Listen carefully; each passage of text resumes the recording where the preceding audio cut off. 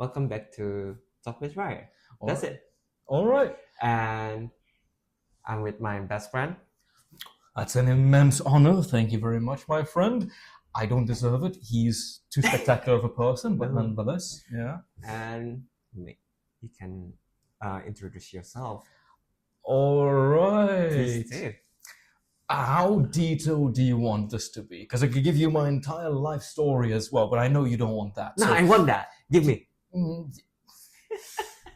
All right. Anyway, I'm gonna take it. All right. Start from the beginning. What's your full name? Oh no, you're playing that game already. No. So hear me out. We call him Gerry. Yes. All right. But I don't know where's the Gerry coming from, and his name is not Gerry actually. Yes, that is correct. Gerry is a nickname of my original name. So I am South African, which is interesting because that means I have a German-Dutch name. And due to that, all of you know Germans, you especially. Yes, I know you've gone on some shoots with them and whatnot. Yeah, okay. Yeah. Pronunciation is their forte. The English people, not so much. You can't really reproduce all the same sounds, meaning that my actual name is a lot harder for people to say, and I've gotten used to it throughout the years that no one can say my name properly.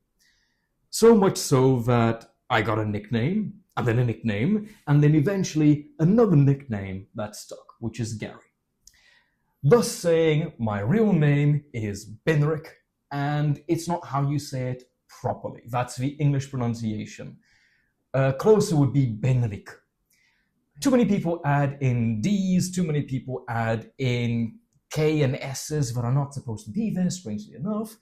And I just gave up on people saying my real name, so Gerry it is. Like I said, nickname of a nickname. I could tell you guys that story later on as well, but that's it. South African, living and working in Japan, 4 years, baby. Woo! 4 years in Japan.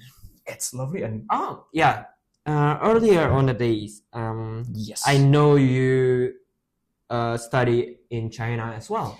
I studied and worked in China there, yes. How long ago is it? A long time ago. So how long you stay in China? Okay, I need to do the math here. I went over 2016, 2017, came back before Corona, so about 3 years that I stayed in China. I lived and worked there, did a bit of Chinese, still suck terribly at it. He is much better. No, I'm not. And then had to go back home to South Africa for Corona. And as soon as the borders opened for Japan, I said, I want to go there. And here I am. Yeah. Our wonderful host, people. Our wonderful host. All right, continue. So in China for like 3 years, yeah. 3 years. What like did you do like exactly? Okay, yes. So start from what is your major, where you study, and how come you can go to China? All right, yes. Yes. I'll explain it a bit shorthand. Yeah, just shorthand. No problem. I always like to study and learn. To me, study and learn is synonymous. At least it used to be. When I was younger, I loved to learn. I loved to bask in the world itself and just learn all the wonderful things that I could in and around there. However, when I went to university, things drastically changed. Reason being, I had to study. And I remember seeing a meme during my university days. It's not studying, it's studying. And that made me chuckle so very hard that I had to save it in my folder, and it's still on my phone to this day if I look hard enough. The thing though is, I studied computer science, which is an engineering discipline. Yes. However, it's a pseudo-engineering degree, as I would say, because I think real engineering is so much harder. I had friends who were nuclear physicist engineers, and these people had it so much worse than I did. Nonetheless, I saw how I looked at the end of my exams and how they looked, and naturally decided they had it worse.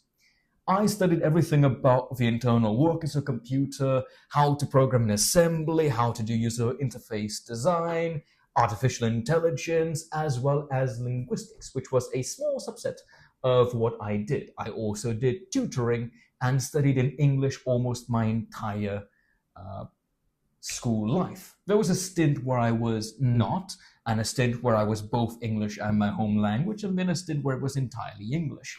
Luckily, though, when I came over to Japan and China, they only wanted people to be able to go and either have a profession, like a degree in engineering, or be able to teach one of the skills. In that case, I had everything. Yeah. Now, why do I say this? This is important for later. During my studies, I got to a point. Now, most of you people have heard about computer programming on a computer. That is what is usual. My university, which I will not name, decided to do things differently. We could use computers for activities and assignments and other kind of tests. But when it came to the official tests, we had to write, like NASA in the early 1900s, by hand. Like a code. Yes, I had The to code, everything. Yes, by hand. Oh my God. All right. It was not fun. I remember It's not. having to write a very basic string class in, was it x86 assembly? Is it x86? I don't remember. It's one of the older standards. It's Oh my been God. almost 15 years ago now. Nonetheless, no, around 15 years. Let's be gracious about it. And I've forgotten most of everything, but after the final exams, I decided I wanted to have a gap year. All right. So I decided, well, I've got a degree. Yeah. I know English. People compliment me. I did tutoring. I just want to leave South Africa for a bit and not think about programming for a while. So I went and became an English teacher in China. Wonderful experience. Absolutely lovely. But halfway through my working there, I started realizing I miss programming. And so I decided programming again. I tried to pick up freelance contracts, did a whole bunch of other things in between, did the same kind of things when I was in South Africa during Corona, and eventually came to Japan and now work here as a software developer broadly, although I wear many hats at this point in time. So yeah, that's what I did. Thank you for explaining all the history. Yes. In summary. It could be longer. Okay. I want to ask you before I going somewhere else. The topics is how is your childhood in South Africa? Because God, I don't have any friend from South Africa. I want to know a little bit about South Africa. All right, we're kind of venturing into political territory. I'm not going to do too much there. Yeah, just explain. However, you know, I grew up in a bygone era, so much so that I don't really feel that I grew up in the actual timeline that I grew up in. what do you mean by that? I was born in the 1990s. All right. However, South Africa, especially my city, is at least 10 years behind everything else. Wow. I grew up when I was 5, 6, 7, still going to stores and seeing arcade gaming machines, as in Street Fighter and these kind of things. We had dial-up internet in the early 2000s still, and I remember my mum refusing us the telephone because she had to use the internet on her work computer, which we as kids could not touch because we were going to break it. Naturally, I would not trust my own kids if I had them with my computer right now. So I understand. Nonetheless, that's how I grew up. And I also vividly remember that when I was a kid, my city was still developing. I could go out, and I would go out early in the morning, like 6, 7 a.m. in summer, about 9 or 10 in the winter because it was terribly cold and my fingers wouldn't work. Yeah. And I would stay out the entire day. I would go visit friends. I would ride my bike. We would go to the hills, which were dangerous even then, but we would go there. And it was lovely. Up until when I was, think of it, when I was about 11, 12-ish. Right. When I had to start working harder on my school duties. And that's also roughly when things in my city became progressively less safe. And I then changed from an outdoorsy little kid to a more indoorsy kid. That's also when I started playing games, video games, specifically Need for Speed Underground 2. Oh, I love it. It's a lovely game. PlayStation? Yes, PlayStation 2. Yes. Yeah, I love that one. I love that game. Yeah, I love being chased by the police and everything. Most Wanted there was spectacular. I like the Corvettes. Oh my god. Yeah, it's bringing back memories. It does, yeah. Yeah, I played that too in Indonesia. That's really cool. Okay. A bit of food. Like, your favorite South African food? Okay, now this is where I'm going to show my colors. I am what we call a Boer, technically. Yeah, culturally I'm a Boer. We have so many old German and old Dutch food recipes that my grandma used to make that I have a ton of them. I got this very, very interesting food called melkkos, which is essentially a kind of milk porridge. Lovely, especially because you can eat it with sugar and a bit of cinnamon. Very nice.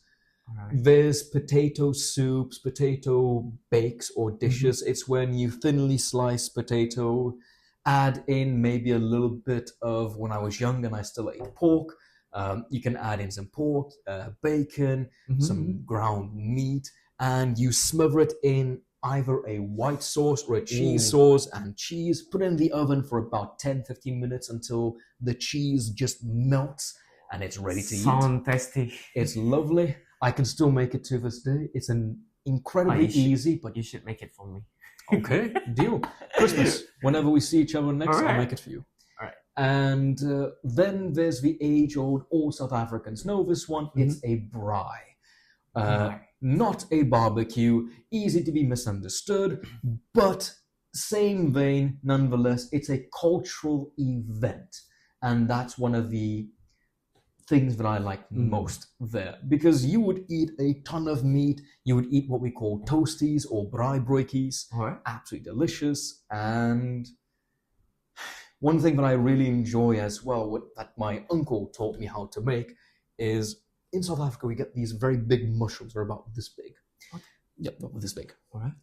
And what you do is, at the braai, you essentially chop off the, basically the stem of the fungus. The mungus. What's a mungus? The fungus. You cut off the stem. You put it upside down on the coals. Yeah, upside down. You add a little bit of salt, and you wait until it gets nice and juicy and it shrinks a little bit. Then you put cheese on it and a bit of garlic powder or garlic if you have it, and you eat it like a steak. Oh, I love divine. It's divine. I love mushroom. Well, I can make it as well at one point. All right.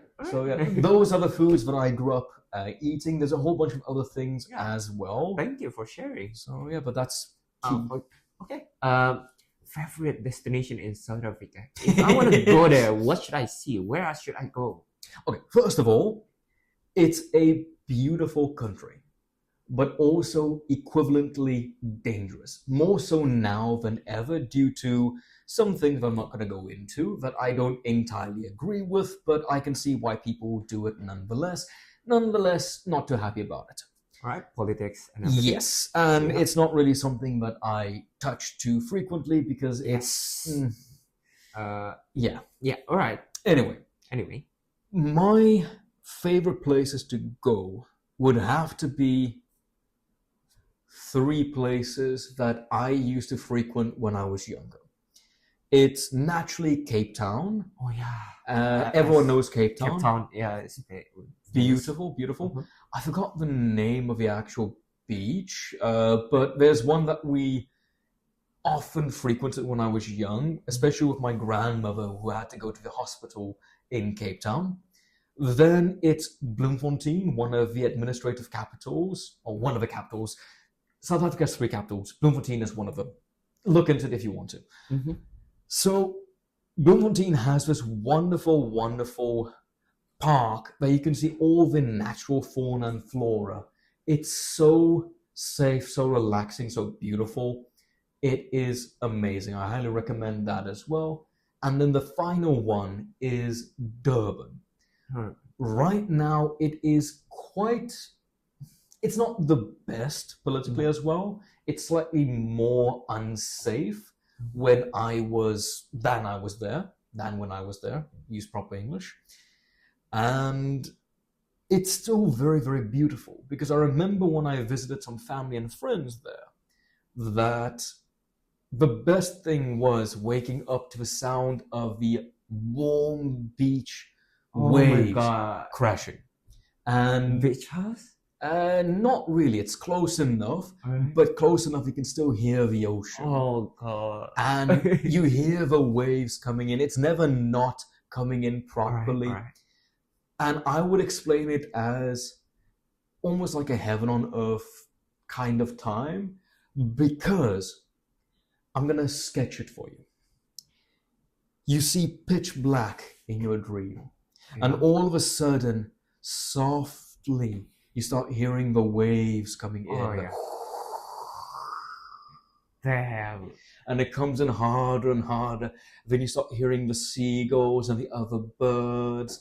You start hearing the crickets slowly stop as it starts basically becoming early morning. Lovely. You hear all the other insects, and then you officially wake up with the beach in your ear. It's an amazing experience. Oh, lovely. And the beach is a nice and white sand beach. All right. Lovely to even go for an early morning swim. Yeah. So Cape Town is great for it. Very hilly place, but it's a cold ocean. It's the Atlantic Ocean. All right. And due to that, you can, if you really want to, go for an early morning swim. I, however, would not. It's cold, right? It's cold. As It's you say. freezing. Right. It's freezing. Especially if you're a young lad. If you go in, it's like... All right. Not the best. So yeah, but those are my go-to places. I have a few other places as well that I can recommend, like Uppington, but those are my go-tos. Thank you for sharing. That's new information. Yes. And now I want to ask about where were you in China? Like, yeah. Great question. Yes. Yeah. China is really big. Yes. So, all right. Please share some of. I'll explain a bit more as well. Yeah. When I was looking for a job in China, I didn't want to go to the big places. Reason being, I feel it's overcrowded. I don't want to be in 2 big cities. Mind you, a big city in China is vastly different from a big city in South Africa. You learn that very quickly. And I decided, okay, I want to go into a medium-sized city. Now, medium for Chinese people is roughly the size of Tokyo. And I didn't know that. So they said, okay, we have a few different places that we can recommend you go to. A, B, and C. I don't remember B and C anymore, but I do remember A, which was my top pick, which is Taiyuan. It is a lovely city that is surrounded by 3 smaller cities who I do not remember anymore, but it's in the Shanxi province.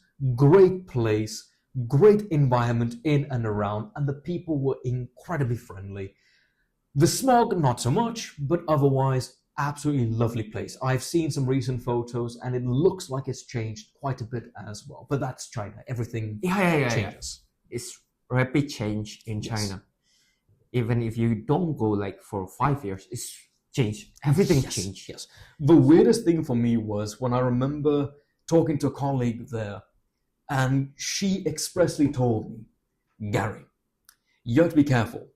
If you find a shop that you really enjoy, go there as frequently as you can. And I asked her why.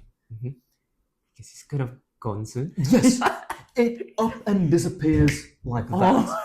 Oh. Literally, one day it will be there, it'll close, and the next morning it's gone. Wow.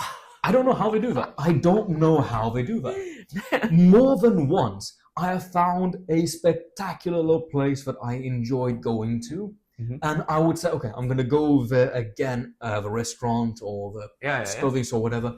I'll go there this Saturday. And I'm working Monday to Friday. I go there that Saturday, it's gone. Or I would see a place on my way to work.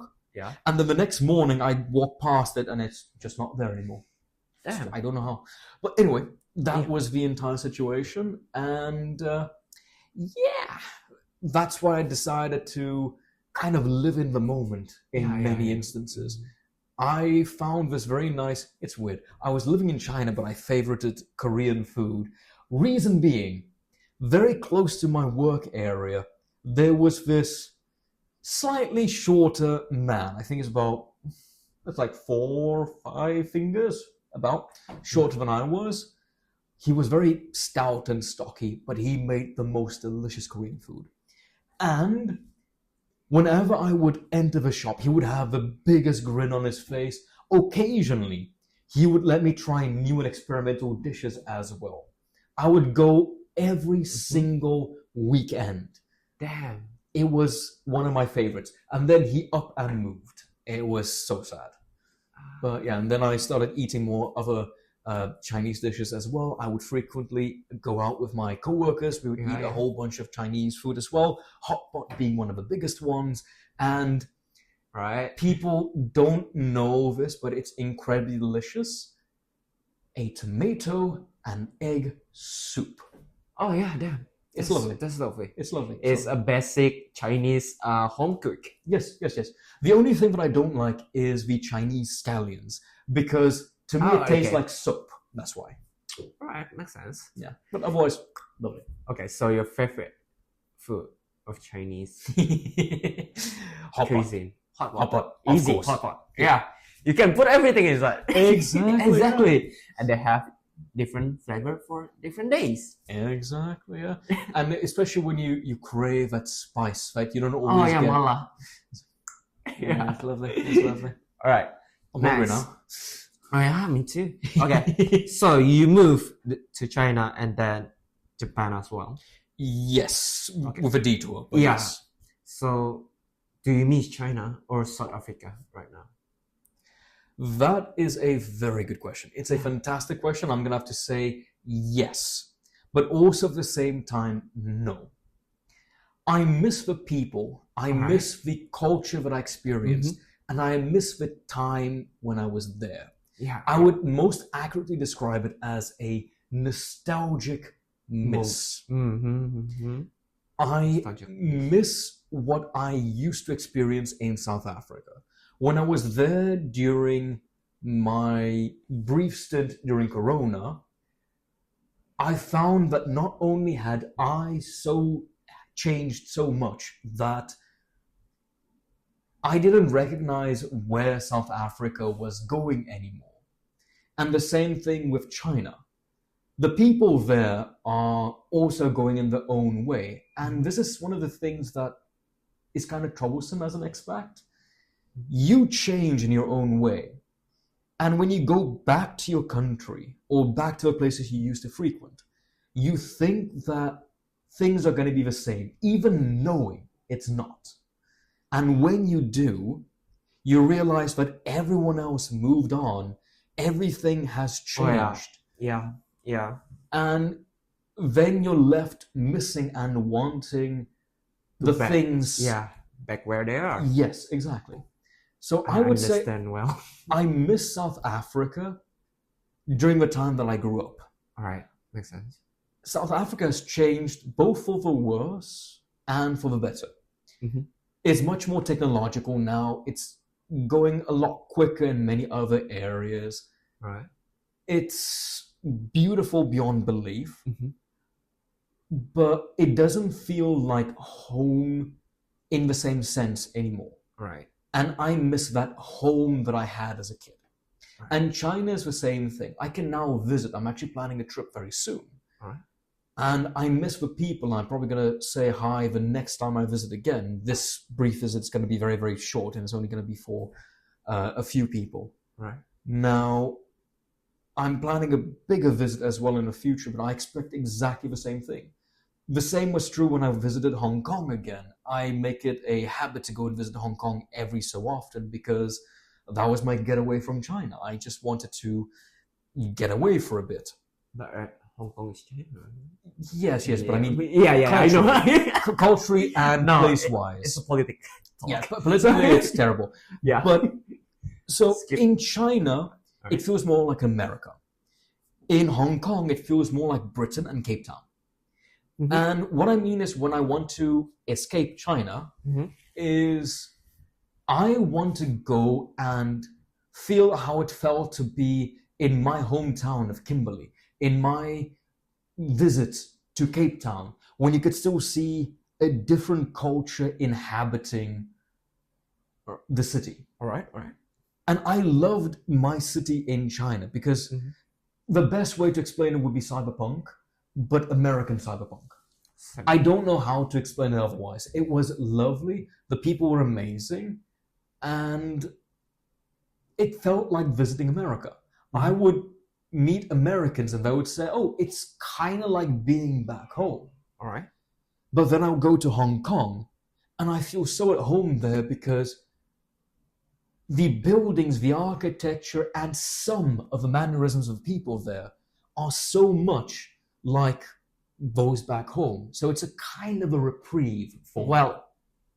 And I understand that. Yeah, it's not entirely. Many people are going to disagree with me, but this is what I experienced during my time there. That's your opinion. That's good. So that's how I felt during that time there. And yeah, that's it pretty much. All right. Now, when you go here to Japan, yes, or everywhere else, do you have the culture shock and how to adapt? All right. Yeah. That is a spectacular question. I would say yes and no. The culture shock for me was, it wasn't as bad in Japan in my environment as I expected. But it's also because I am very, very, very blessed in that I am more in a westernized Japan area compared to all my other friends. So yeah. For China, I would say yes, the culture shock was massive. Right. However, when I came to Japan, I did more in researching, I did more in evaluation. I decided exactly where I'm going to stay for those reasons as well. And I researched more. And it wasn't as big. But it also comes down to adjusting your expectations. All right. One of the biggest things about culture shock, for me at least, is culture shock can be explained as a extreme difference from what you are usually used to. Yes. You need to temper your expectations and then ease yourself into that. Right. And the easiest way for that is to just do research and then finally take the leap of faith. The more you do it, the more you realize what you as a person will need to do to adjust. Yes. In my case, the easiest thing that I need is just a separation of work and relaxation in the environment. Right.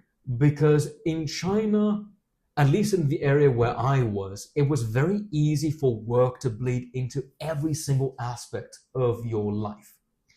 And that to me was one of the biggest issues for me. And the reason for that is, back home in South Africa, we have a very thick line that separates work and life and family. All right. When I went to China, I expected that to still be there. Was gone. Almost everything was intertwined. The culture of the Chinese people caring for the elderly and the family is still the same. We have people doing exactly the same thing back home. Mhm. That was not too big of an issue. But I remember talking to some colleagues and asking them what they're going to do over the weekend. And they said, oh, they have to work. On a weekend? On a weekend. All right. I knew someone who pretty much went almost 3 months without a proper weekend. Things have changed a lot nowadays as well, but that was how things were when I was there, at least in my environment. And that was the biggest culture shock for me. So in order to get more used to it and get more attuned to everything, I needed to make sure that I at least have one thing of my home, my personality, my culture, if you were to put it that way, that I could tether myself to and then continue forth with. And the same thing then happened in Japan. I knew I was going to get a massive culture shock as well, but I made sure that there was that separation between work and relaxation. And as long as that is there, I don't get that big of a culture shock. All right. I still get the occasional, interesting situations, but not as bad as in China where I was literally mouth agape. So, Right. yeah, That's how I do it. I'm curious, how do you do it though? for me. First, I do the research too. Of course, I research Japan and kind of like that. But even though I'm in the situation where I got like, like you say, Yeah. I'm just, what the, how? For example, Yes. working culture, like, black company in Japan. Yes. Even though there are a lot of kind of like stories of my friends, it's like, Maji, seriously? And then, yeah, sometimes it's unbelievable. But at the same time, I understand it's Japan, and sometimes it's like that. Even though there's like a lot of example of it. Yeah. And I don't want to put in that situation. Yeah. And of course, you can always choose to go out and search for another job. Exactly, yes. Yes. And yeah, maybe I don't want to put myself in that position. Yeah. But there is some of like I need to adapt more is in the friendship situation in Japan, Yeah. where everything is so different from everywhere else. Yes. You need to have a mask. You need to wear a mask and in every situation with your friends in Japan. And of course, they have a line where you don't need to know that. It's really have a wall where they separate the line. Yeah. It's So like a it's not- fortress. Yeah. So you cannot go into someone private life. They're differentiated. Yes. Yes. And that's one of Yeah. You understand, right? I do. I actually had a Briston where I dated a Japanese lady where that exact same thing came up. So yes. And how is dating life in Japan, South Africa, and China? Let me ask you, how's the daily life here compared to No. Indonesia? You need to answer my question first. Okay. Simple. Yeah, all right. That's a very good question, and it's an interesting one, and it's one that is a bit different depending on where we touch upon it. So, dating culture in South Africa is very, very different, and it was very traditional when I was there. Things have changed recently, but it was traditional. And I don't want to say this, but I didn't really focus much on dating when I was in South Africa. Reason being, I had a goal of finishing my degree and then leaving South Africa. That was pretty much everything that I put my all into. All right. Because I have these goals that I aspire to achieve, but I don't tell many people. Reason being, quickly, I feel that if I tell people this, I'm not going to achieve it. Most of the goals I've told people about, I haven't done too well in. The goals I haven't told people about, I have made gigantic strides in. Mm-hmm. And as such, that was one of my... I have like 3 goals specifically in life that I'm focusing on right now. And I keep on keeping on towards them. Mm-hmm. Nonetheless, whenever I tell the people in South Africa that at first they're very open about it, like, sure, I can always go with you if we need to. And then the more the relationship develops, the more it causes friction. Because I don't want to settle down in that environment. But they want to settle down. And they don't really care about potentially leaving the country or not. They just want to have that relationship and settle down and do everything there. Mm-hmm. And that was at least one of my relationships that I had. So that's that. Overall, South African relationships were very traditional, very matter of fact, very religious. Actually, in a religious role. Yeah, because I know you're one of yes, really religious, or I respect that so much. Thank you. And he's lovely.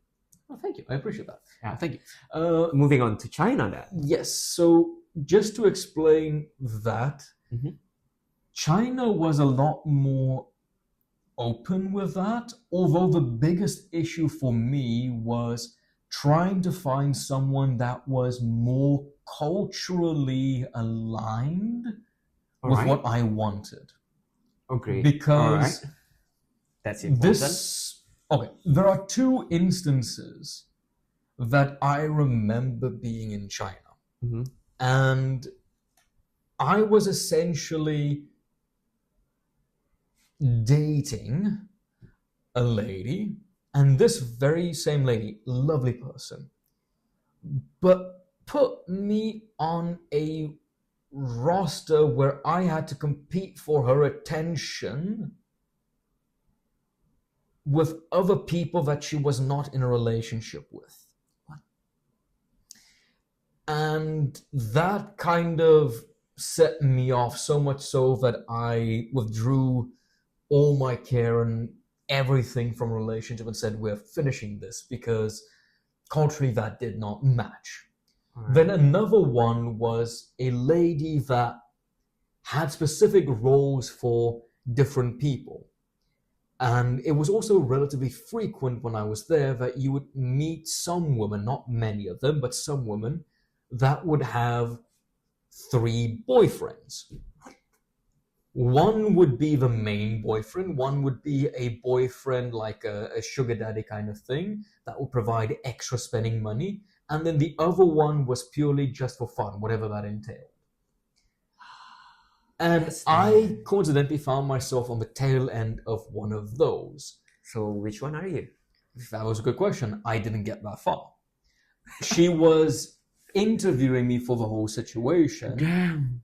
And then during an arrangement for one of the dates, I found out that, this person is seeing other people as well. And I confronted her about this, and eventually it came out that, she's basically getting paid to do these kind of things. She has one guy that she goes see every month, pretty much, and they just do whatever. And then she wanted me to be the steady guy, and I just said no. Yeah, I know you as so well. You're gonna say no, and you're gonna pretty much say no and bye-bye. Pretty much. That's what I did in that situation there. And then later on, I was very lucky to find my one of my most loving exes. Right. And so lovely. That was the one that we were still going out when I met you the first time. Right. It was my ex of about 4 or 5 years. I met her in China, and we stayed together for about 4 or 5 years. Although things didn't work out, it's kind of sad.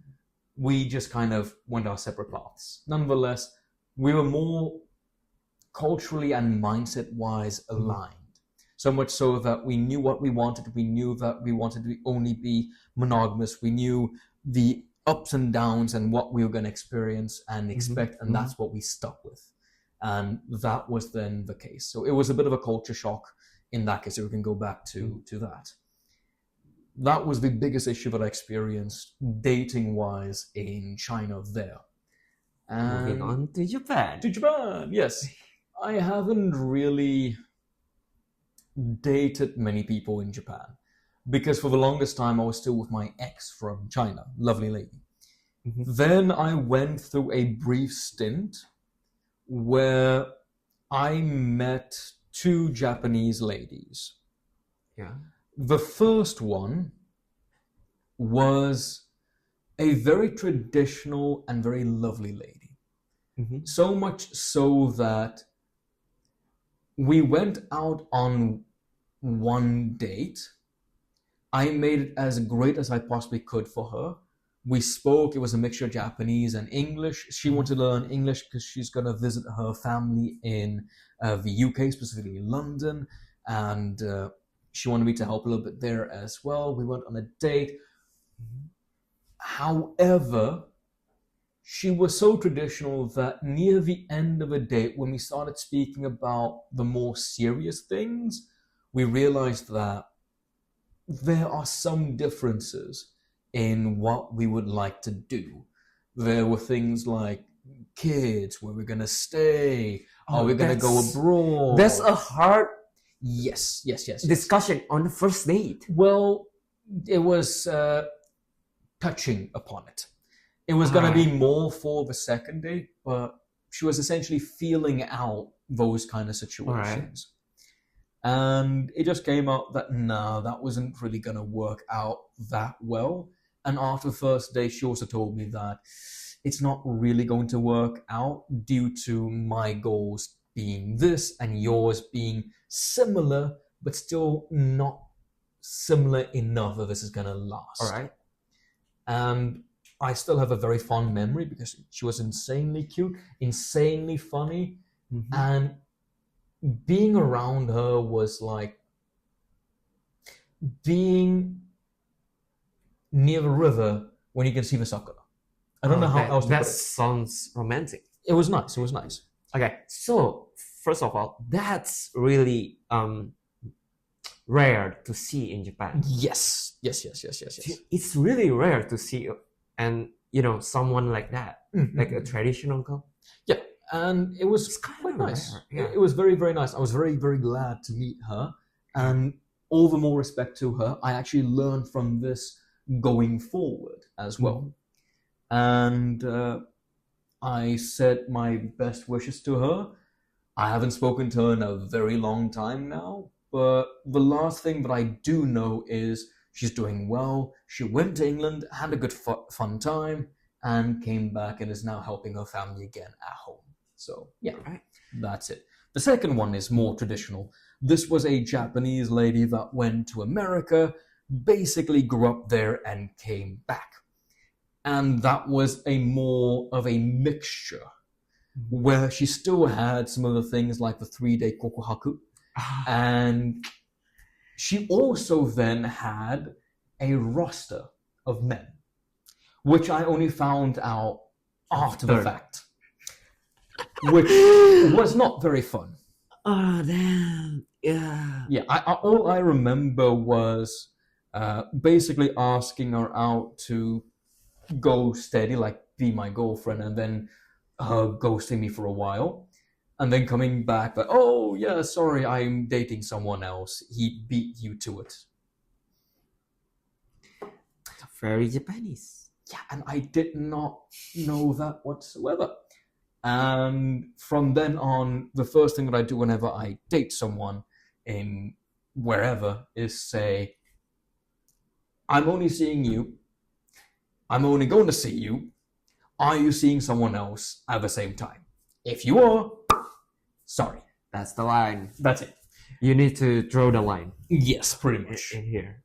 And that has sadly left me a bit dry for a while.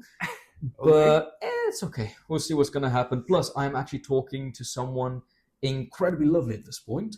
Oh, I'm not going to tell nice. you. No, I'm not going to tell you. But last time I introduced you to someone, he taught her an incredibly bad word and so many other things that she started using that every single time she had the chance to. Meaning, I'm so no more privilege. Anyway, I am the most middle one I know, in the friends Yes. in our group. Yes. So and for me, I'm the middle one. Yeah. I mean, I'm here where there's a lot more Yeah. bad person. Yeah. Bad mouth and everything. I'm normal. We'll Pretty say much so. on the line. Yeah, we'll say so. Yeah, I agree. Considering I have some other friends that are a lot more over the top, yes, you're Yes. definitely in the middle. But Yeah. nonetheless, I'm talking to someone lovely. She's absolutely amazing. All right. And I would compare her to a field of flowers. So, Damn. yes. What happened with you and flowers? Is there's sakura and now flowers? I'm getting old. No, it's so romantic. He is a romantic guy. And then I want to ask you enough about romantic stuff right now. Yes, let's move on. Let's move on. Because I But know no, you're no, no, in no. a happy place right now. No, So no. I want to ask you something. I need to ask you. No. I want to ask you something. The moment passed. Okay. Now my question is, how about working culture in Japan, South Africa, and then China? And how much is around the salary of it? All right, that is a very good question. And I am going to also say that most of my information is incredibly hazy because Yeah, it's no been problem. a long time. Yeah. So take all of this with a grain of salt. Many Mhm. things have changed You need since to I do your got own research too. this. Yes, very, very important. This is just, Yeah, pretty much. experience. Yes. So remember, I was in South Africa a long time ago. Yeah. Not only have salaries increased and also devalued in many, many instances, but the working culture also has kind of changed. Mhm. One of the key things regarding work is that I touched upon earlier. There's a very, very thick line between work, family, Yeah. and everything else, Right. life. Right. So much so that our working hours are only 9 to 5. Okay, that's really There's great. no other time besides that. You get occasionally those jobs that go further on, things like nurses and Mhm. doctors, surgeons, tech people. Mhm. Yeah, those do exist. But when I was there, that was the hard line that we had. Right. Salary wise, I would say it is the easiest equivalent is You can say it in US dollar or yen. the thing is, I don't know the specific values anymore because every few months the currency actually devalues or gets stronger just the again. average. That's okay. Like in your mind. You would get the same amount as a new graduate in Japan entering the workforce as a salaryman.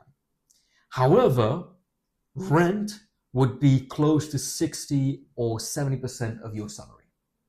That was when I was there, Mm-hmm. and it's even worse so now. And that was what I remember. All right. Any case. Also, once again, hazy. I might be completely off with these numbers, but that's what I remember the breakdown Yeah, being no problem. as a kid. Okay. When I went to China, it was a lot better.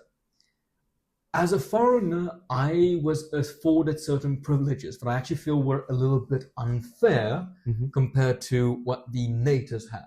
I was working with some teachers there, because like I said, I did a gap year there as a teacher, that got roughly half of my salary, but they did twice the work. I spoke up about this a few times, but they couldn't do anything because the company mandate was so that if you wanted to bring the foreigners in, you had to pay them a certain amount to keep them as well. All right. And that's why. It was kind of like a Yeah, really, regulation. yes, not really maybe it did tie into regulation. I don't know. I did not. There's like visa things too. So Okay, there's like minimums. Okay. It's everywhere. Yeah. Even though in Japan, there's also Japan one I know. Yes. Yeah. It's gotten a lot stricter recently as well. Yeah, But nonetheless, one. I don't remember a lot about the China thing because not only did I very rarely deal with my visa, Mm-hmm. I'm not sure if you know, but Chinese is hard. Agree. I remember having to get some people to go with me if I had to go to the hospital because the local hospital didn't have even a lick of English, which made things very hard. Even though there also in Japan, also something like Yes, but that's why you learn the language. Yeah. Near the end, I was able to go to the doctor on my own and say, well, this is painful, or I keep on having this, I need some more things. And just to make sure I would actually prepare a script of all the additional things, All right. I made sure I was prepared. Nonetheless, that was the payment, and I was very, very lucky that my housing wasn't as bad. I think it was about 20% or 30% of my actual salary. That's good. And I still had a lot of money that I could save and do other things for, like that's really utilities and whatnot. That was kind of a thing there. And around the average salary is how much? When I was there, I got on the lower end, but I think I got like 10,000 yuan at that point. I think it's 8,000 or 10,000. And then before I left, before COVID, there was a company mandate where all the salaries were going to change, even the original teachers, and they got more. And I was supposed to move up to about 13 or 14. So yeah, that was what I remember. And at that point in time, I also moved to a different city, which means that I got more out of my salary. But then once again, Corona happened, I went home, most of my money was spent on not working, and all the saved money kind of just... All right, so yeah, that was it there. But it was 10,000 yuan on average from what I remembered, and most of the people that you would go around would get about 10,000 yuan. If you were in the bigger places like Shanghai, then living costs were substantially higher. Yeah, of course. I remember that one of my friends was working for, was it Wall Street English? And at that point, they paid 19,000 yuan on the upper end, if I'm right. This is a long time ago. Okay, yeah. This is a long time ago. It's very, very good, but they paid about half of that for their apartment in that case. But it was still a very big apartment, very good amenities, overall spectacular. So yeah. How about Japan? Japan, the salary was not the best. You could live on it, you could do some things if you were frugal enough, but it was not the best salary. I would say it was the equivalent of half of what I was paid when I was in China. And it's very similar actually to the payment that I would get in South Africa. However, that's on a teacher salary. If we're going to go into the IT sector, it's a lot better. Because here, technically, you can only get a job in the IT sector if you are qualified in one specific area. What I mean with that is, if you are, for example, a back-end developer, there are companies that will pay you between 7 million to 12 or even 15 million yen a year. But these are normally for mid to senior levels. And that means you should have been in this area for quite some time already. You get paid very well for your experience building products that are supposed to last for wherever you were. If you're in America, in America. If you're in England, in England. South Africa, South Africa. So it's really a skill kind of approach. Now, if you are breaking into tech, which you could do, I'm not sure if it's still possible right now. I still hear some people do it, but it's a lot harder now with AI too. But nonetheless, I do know that if you move over, you are still going to get paid a bit more, but not as much. Currently, I think the entry-level IT jobs are about 4 million to 5, almost 6 million yen. And that is just from a cursory glance on most LinkedIn pages and Indeed, wherever you want to go to. But these jobs specifically are entry level, and it also means you get a lot of other things to do. I got some question. Yes, please. How about language? Great question. Because you go to China, you learn Mandarin. Then you go to Japan, you learn Japan. Yes. In some kind. How do you learn that? And give me something. Great question. All right. I just peeked the mic here. What I can say for this is language learning is dependent on the person. Yeah. Every person has their own way of learning language. In my case, I am a little bit of a special oddball in that I have aphantasia, which makes kanji and Chinese especially hard. Now, many people don't learn it the way that I do. All right. But I need to be able to learn things by rote. That's how I did a lot of the kanji. So if I can write hiragana, katakana, some kanji, I'm terrible at it. My handwriting is terrible. I do apologize for every Japanese or Chinese person to whom I have to write a letter. It's terrible, but nonetheless. Because some people go and do calligraphy, they close their eyes, they picture this beautiful character, and then they paint it, and it looks spectacular. I cannot do that. If I close my eyes, I see black. Which means, even if I try and think about words, I can see a brief flash of a word, but all in text from books that I've read. That's a bit interesting, though. And due to that, I don't know the alphabet. I know the alphabet. I don't know the alphabet. So if you're going to ask me to picture an A, hey. If you ask me to write an A, it's like that. Same thing that I have to do then with kanji and hiragana and whatnot. All right. That's what I need to do. I need to write like how I did as a kid, meaning that my studying takes a lot longer because it's specialized to me. But that's also where I found a very, very nifty trick.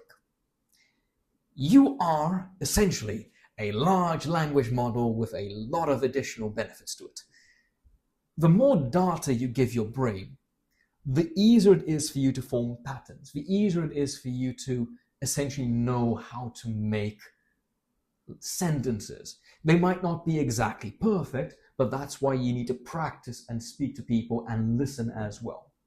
The more information you can give your brain, in any way, shape, or form, the better it's going to be. Agree. So, that's where it comes in. If I need to write a character, I write the same sentence 3, 4, 5 times. I write the grammar 3 or 4, 5 times. And then that is altogether 10 instances of that sentence. And then my brain says, hey, I guess I have something about this that I can remember. But then at the same time, what I try and do is I try and read. I try and read as much as I can, but I just try and understand the gist of it and then eventually go into the finer details when I do have some time. And that then is how I study. With the add-on of Duolingo and Hello Japan teaching me more grammar, my understanding of the actual text that I'm reading are doing better, and that then helps me be able to speak better. Although granted, I am still terrible at speaking, I am much better than when I arrived in Japan, which I would say is a win-win for me. Yeah. So on your pace. Exactly. Well, not really. I have a goal I need to get into soon. I'm worried. Yeah, about the rules. Yeah. But even my company has essentially told me, for now, Gary, you're okay, but if possible, please try and learn more Japanese. And I said, are you okay? Yeah. So I am studying that now as well. It's very, very fun, very interesting. And Good luck. I am doing my Good luck best. with to us. Yes. Okay. We talk enough about you, but I want to know a bit. What's your goal? And do you see yourself living in Japan in the future as well? Or which country do you want to live and want to try to live there? That is an absolutely spectacular question. Thank you, Ryan. Yeah. What I have to say here is that my goal is to achieve my goals. All right. The 3 goals that I have. Okay. Wow. Japan makes it a bit easier long term to achieve these goals. Add on the fact that I enjoy the culture. Add on the fact that the people are spectacular. Add on the benefits that I get from my company by being able to learn all these additional things that then also help me in my goals. All right. I would say, at least for now, I believe that I will stay in Japan and make sure that I can be the best foreigner I can for Japan and eventually meld into the culture as deeply as I can. However, should things change in such a way that I can no longer achieve my goals here, I will be looking for other places to achieve my goals. And it's a bit callous to say that because I do really love Japan. On the contrary, Japan makes me not miss my home. So it's essentially been my home for the longest time. But ever since I was a kid, I've realized that I was a goal-driven person. All right. I cannot be bored. How did I learn to program? I was bored when I was 13. I asked my brother for his programming books and I learned how to program. I gave myself an arbitrary goal and I did things. If I don't, I waste away. I don't feel that I'm going to be I don't feel like I'm going to be living a life worth living and making God proud if I don't chase these goals. All right. And that's lovely. Due to that, I don't have a specific country or countries that I want to live in besides Japan at this point. However, I am looking if things are going to change a bit more. Because we all know that Japan is changing the laws. All the power to them. Japan has its own laws for its own reasons. I can completely understand that. If they make it so that I can no longer achieve these goals and I can still stay here, then I will very, very highly consider moving. All right. But at this point, Japan still enables me to chase these goals, which is what I want to do. All right. The other countries that I found that are similar to it is specifically Texas in America, and then the closest would be Italy. Right. So yeah, those are going to be the considerations potentially for the future. Right. However, for now, Japan is where I'm calling home. All right, hold that. Why Japan? And then I know it's for goal and everything, but why Japan? Japan? Yes. And what do you love about Japan? All right, that's a very good question. When I was in South Africa, this is a bit of a personal topic. I very quickly realized that I don't think I can settle down in South Africa anymore. All right. And the reason for that was when I went to China, 3 years changed me so much that I am both South African but also not. Mhm. That's how I feel personally in this Alright. case. Logically, I know all these things, but it's been a while since I even did all the things that South Africans normally do. So much so that it felt kind of foreign yet familiar at the same time. Mhm. And at that point in time, I decided I need to find out where I would be happy to settle down. Alright. I looked at the entire globe. I looked at America. I looked at Canada. I looked at Australia, New Zealand, Iceland, Finland, Russia, China again, Hong Kong, India, Thailand, North Korea. Yes, it was a consideration. Don't ask me why. And South Korea. And then finally Japan. Mhm. As I went through it, I looked at how they were handling COVID, how they were handling people, what Okay. people could do, what the goals were for the average person in these countries. And I narrowed down my choices to 3 countries. It was America, England, 4 countries, Italy, and then Japan. Alright. I also had some job opportunities as a plan B, for South Korea, but that one didn't really materialize. And in the end, after speaking to some American friends, after speaking to some British friends, after speaking to all the people that I could, I realized that Japan would offer me a lot more. At that time, I also had an additional goal, which was to be closer to my then girlfriend and have a place where she could also settle down, where she didn't have to worry too much. Alright. And then it just all nicely coincided on Japan. I decided to come to Japan, and that's where I truly fell in love. I Okay. fell in love with all these little habits and rules that people have. But when you go to a business trip and you go back to the office, you bring Oh yeah. omiyage for everyone. Souvenirs. Yes, souvenirs. Generally, you can buy them at the train station, but it's a thoughtful gift where people are caring about the people in the environment and the people around you. Alright. Where if you go to a park, you still see kids laughing and parents scolding little kids for not treating the plants properly. Oh, yeah. Where you see families take the train, the dad with a backpack, to go to the nearest sakura blossoms and have a Oh, picnic, wonderful time. essentially, Yeah. over Hanami. there. And the hanami, yes, as we call it. And then you see people that are in the old age still so deeply in love with the culture and the environment. I knew a lady in her 70s that went to climb Mount Tateyama. Oh damn. 70.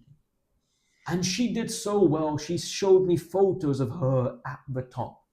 And I just realized that these people care not only about each other and the environment and their society and their culture. I want to be a part of that. And if my goals and my Mhm. dreams can help a little bit there, then I would like to do so. And that's what I currently love about Japan. The culture it's a bit foreign for most Westerners, Yeah. but once you get into it, I feel that it feels like home.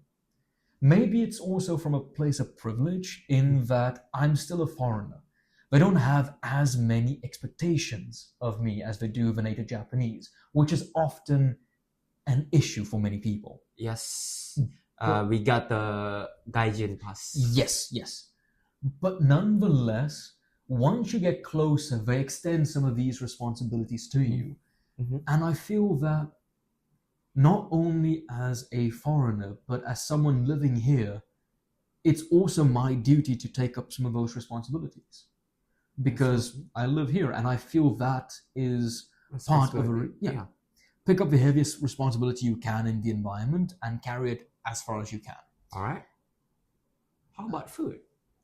Food is delicious here, honestly. That's another part that I really enjoy, and I think that is one of the key reasons why I like Japan. There's so many things in and around that I enjoy. Hold that moment. I may add something to you for your answer. Please, yeah. You love taking video and Yes. photo as well. I know you're a videographer, and Yes. you really love Japan because of it too. I know that. Yes. Because everywhere you see, you can just grab a camera and just, it's gonna be lovely. Yes, correct. That is one thing that I almost completely forgot. Yes. Yes. I do enjoy the photo opportunities. I know you so well. My man. So he is an absolutely spectacular person here. He hit the nail on the head with a hammer. There you go. Yeah, okay. He's 100% correct. No matter where you are in Japan, whether you're out in the forest, whether you're out in the city, there's always a beautiful thing to capture. Whether it is a photo, whether it is a video, whether it is a candid moment. Yeah. Naturally, you have to be careful with those. You can't really publish those because Japan has some different laws. But nonetheless, I have close to 1 terabyte of memories, as I call them, of Japan. Yeah, me too. And it is spectacular to add that to it. I'm not sure if I'm going to get the same thing currently in any other country. Agree. So I agree there. Thank you very much. Yeah. How about, that's one of your hobby, right? It is. Do you have anything you want to add on that? I'm excited for Japan's future.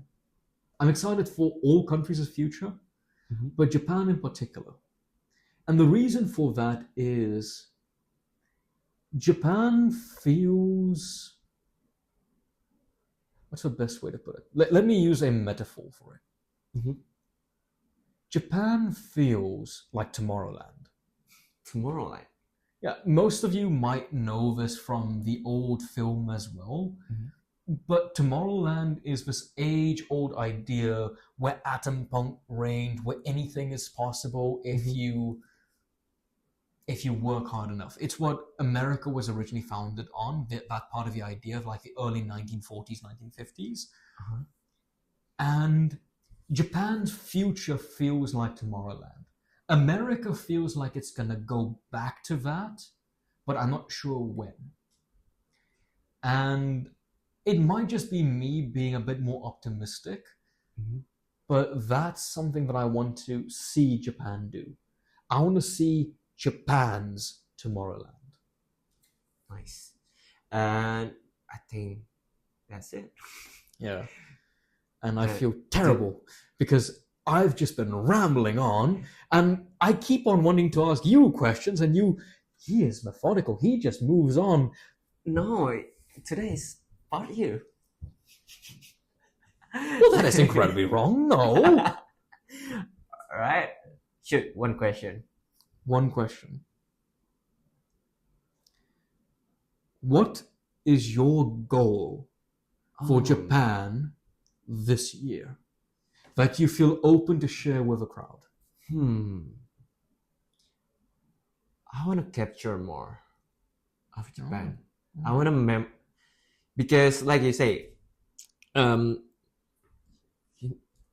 what I mean is like, I want to experience it and really capture the moment. Just like if I'm here with you, I want to be here. Yes. Present. Yes. And if I capture that, we can look back and see. Like it's memory, like you say. And memory is really one kind of thing that you cannot do and experience back again. And I really cherish that moment. Yeah.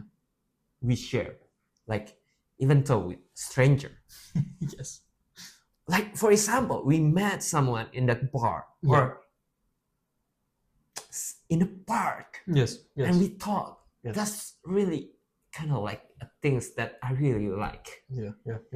And suddenly I can share a chips or something like that. Yeah. And people will, yeah, thank you, and something like that. It's really something small, but if I can cherish that moment, I really want to, capture that. Yeah. For myself, even though I didn't share it or anything, but sometimes I want to see myself again doing that. And you can look back at that moment. Yeah.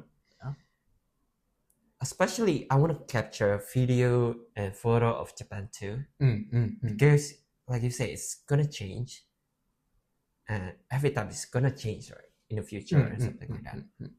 But at the same time, I wanna like enjoy Japan more. Yes. Before I move from Japan or something like that. Yeah. You never know. You never know. But yeah, romanticize about Japan. Yeah. Because I know what in matcha, there is one saying that ichigo ichi. You can only go through it once, pretty much. Pretty much like that. So I want to cherish every moment that I could. Because, like I said, present at that time. And that's what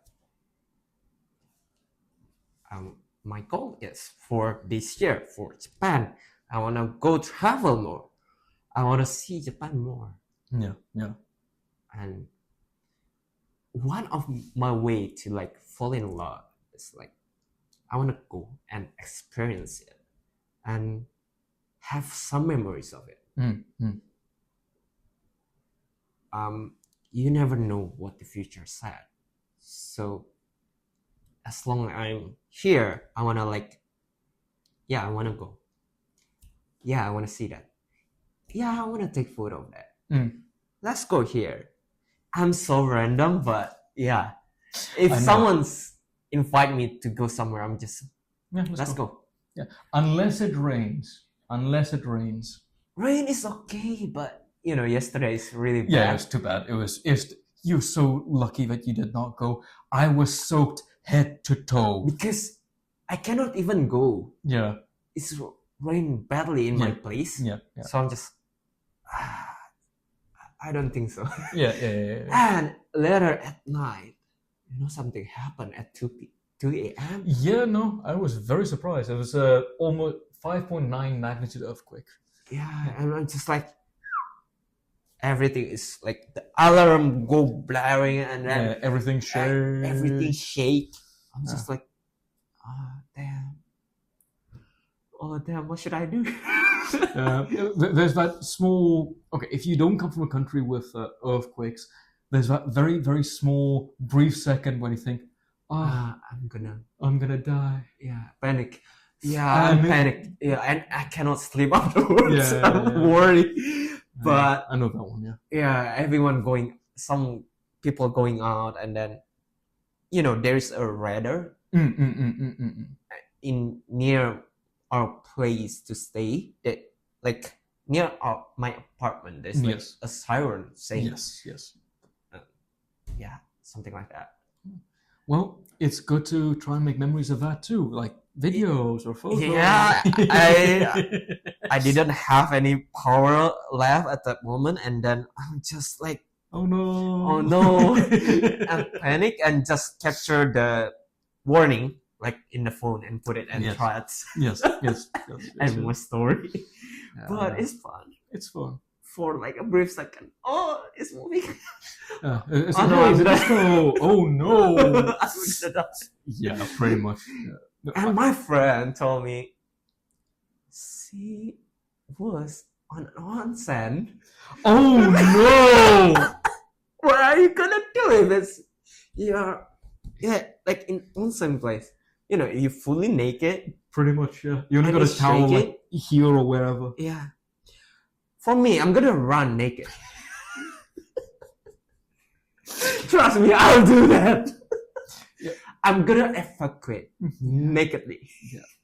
At that point, if it's my time to die, it's my time. I don't care too much. All I'm gonna do is, if it's gonna start shaking violently, say, well, lads, I'll speak in English or Japanese, whoever's there. Well, lads, it was fun. I'll watch everything come down. It's my time. All right. If you don't laugh, yes, okay. Yeah. Do you have last something for the audience? Last sentence or something? Let's give some words of wisdom from an old man. Right. Life is entirely your product.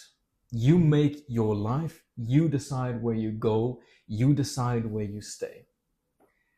There are opportunities, there are going to be doors that are going to open up. But you as a person can always move. If you're not happy somewhere, move. If you're unhappy with the responsibilities that you have, find out why and change that. And all in all, I hope that Ryan, my dear friend, viewers at home, that you all will make your lives as beautiful and as memorable as you can, and make sure that you can capture all the information, all the photos, all the videos that you want for memories. And that's it. So lovely. Thank you. Anytime. That's it, guys. All right. Well, Bye bye. Thank you so much. Bye bye. Bye bye.